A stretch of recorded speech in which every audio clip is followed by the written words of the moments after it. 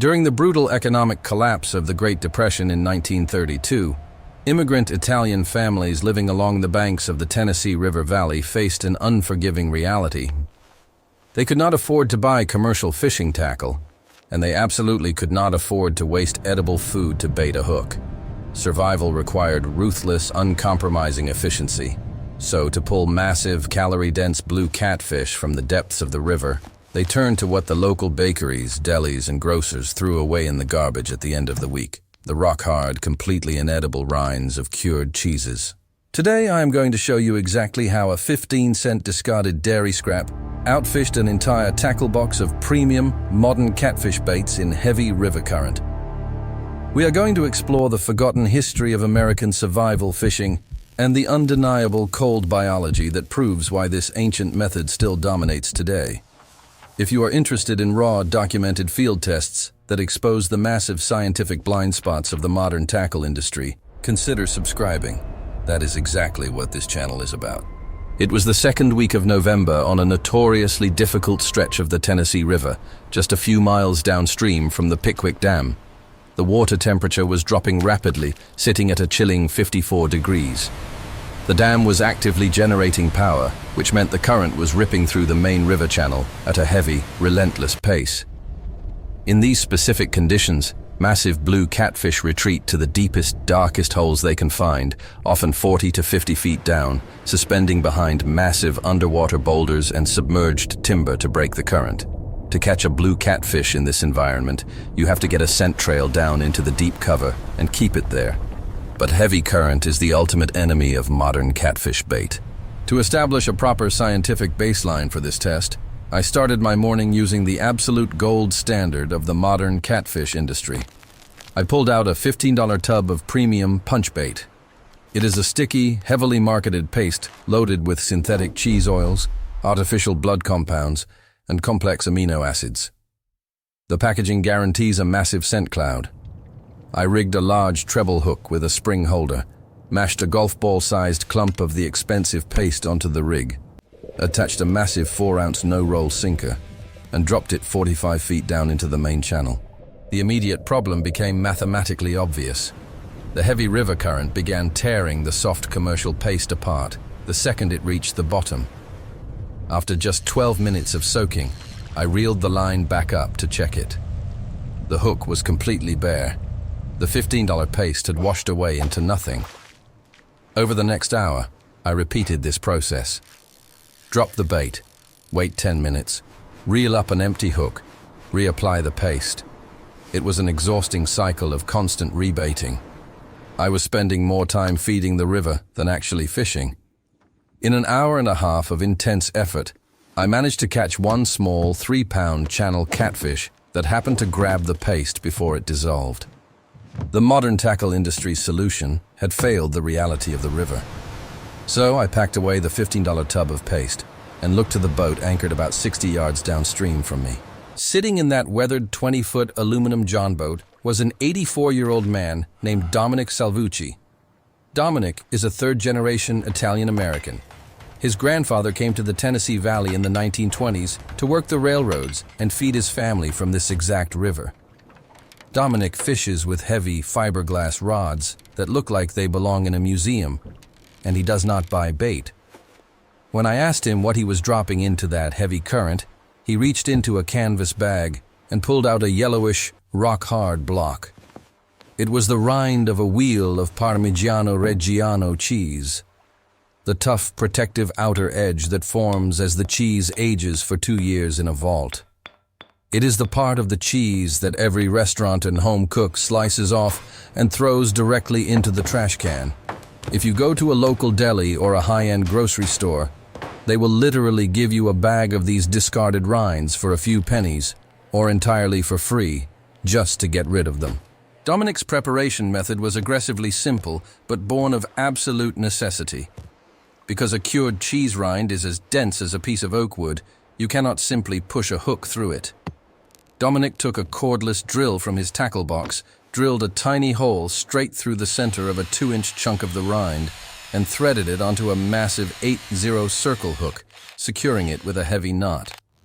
There was no soft paste to wash away. There were no synthetic sprays, just a rock-hard dairy scrap locked onto a piece of steel. I watched him drop a heavy 6-ounce sinker and the cheese rind straight down into a 50-foot trench. The heavy current ripped through the area, but Dominic did not reel up after 10 minutes to check his bait. He just sat back, poured a cup of black coffee from his thermos, and let the river do the work.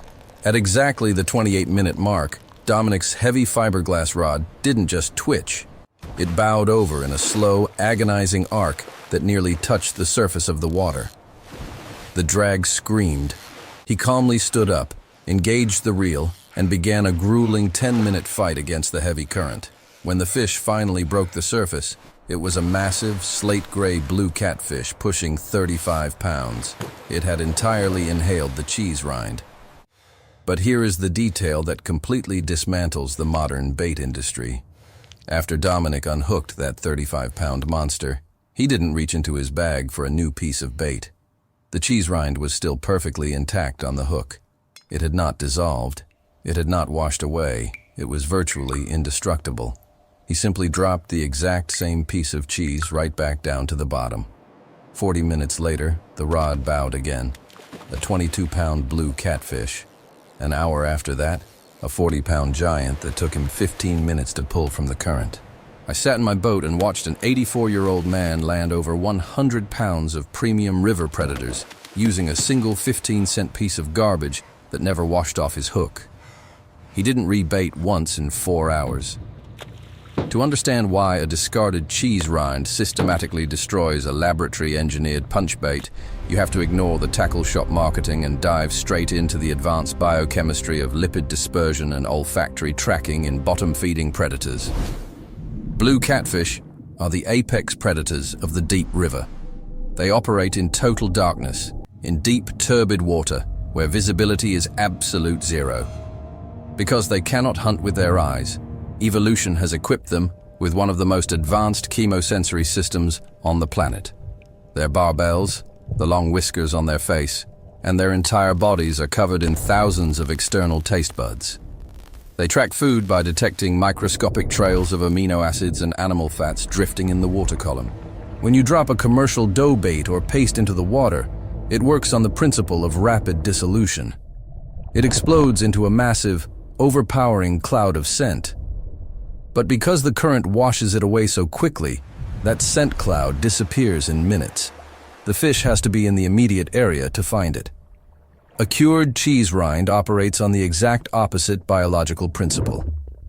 The secret lies in a highly complex structure called casein protein. Cheese is essentially a concentrated matrix of animal fat lipids and casein. Casein is a unique family of phosphoproteins that are highly hydrophobic, meaning they naturally repel water. Because a Parmesan rind has been aged and dehydrated for years, that casein structure is incredibly dense. When you drop that rock-hard rind into a heavy river current, it does not melt, it does not wash away. Instead, the abrasive friction of the water slowly, micromillimeters at a time, begins to wear against the hardened surface. For 4, 5, or even 6 hours, that dairy scrap acts as a slow-release chemical engine. It constantly leaches a steady, unbroken, perfectly consistent stream of heavy animal fat lipids and dense casein amino acids directly downstream. It does not create a brief explosion of scent. It creates a permanent, miles-long olfactory highway in the dark water. When a 40-pound blue catfish is staging behind a rock a quarter of a mile downstream, it detects those heavy animal fats drifting in the current. The fish locks onto that specific chemical signature and begins swimming upstream, tracing the scent gradient as it gets stronger and stronger. By the time the massive predator reaches the source, it finds a highly caloric, protein-dense chunk of food sitting perfectly still on the bottom. It doesn't inspect it. It inhales it. The financial and biological math here exposes a brutal, deliberate reality about the $120 million catfish bait industry. The companies that manufacture stink baits, punch baits, and dip tubes employ brilliant chemists. They understand the biology of casein protein. They know exactly how to make a bait that will not wash off in the current. But they intentionally choose not to. Why? Because of planned obsolescence. If a tackle company sold you a bait that stayed on your hook for 5 hours and caught 3 massive fish in a row without needing to be replaced, you would only buy 1 jar every 5 years. The industry's entire profit model relies on your bait washing off the hook. They need the current to dissolve that $15 paste in 10 minutes, because every time you reel up an empty hook, you are forced to reach your hand back into that jar and use more of their product. They are not selling you fish attraction. They are selling you a fast-dissolving consumable. During the Great Depression, Dominic Salvucci's grandfather didn't have the luxury of planned obsolescence. He couldn't afford a bait that washed away in 10 minutes. He needed a biological trigger that would fight the current, hold its ground, and broadcast a continuous scent trail into the darkness until a river monster found it. He looked at the discarded rock-hard rinds in the back of the local deli and realized that human waste was the ultimate aquatic survival tool. The next time you are targeting massive bottom feeders in deep water or heavy current, do not go to the tackle shop and spend $15 on a tub of paste that will disappear before a fish ever sees it. Go to the specialty cheese aisle of your local grocery store. Look for the little plastic bins where they sell the discarded Parmesan or Pecorino rinds for a few loose coins. Drill a hole, rig it on a heavy circle hook, and drop it into the abyss. You will be using the raw, slow-release power of casein protein exactly as millions of years of evolution designed it to be tracked.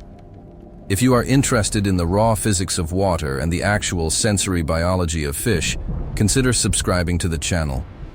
Have you ever encountered older anglers using unconventional grocery store baits to pull monsters from the deep? Have you ever noticed your expensive commercial baits washing off before you even get a bite? Tell me your story in the comments below. I read every single one of them.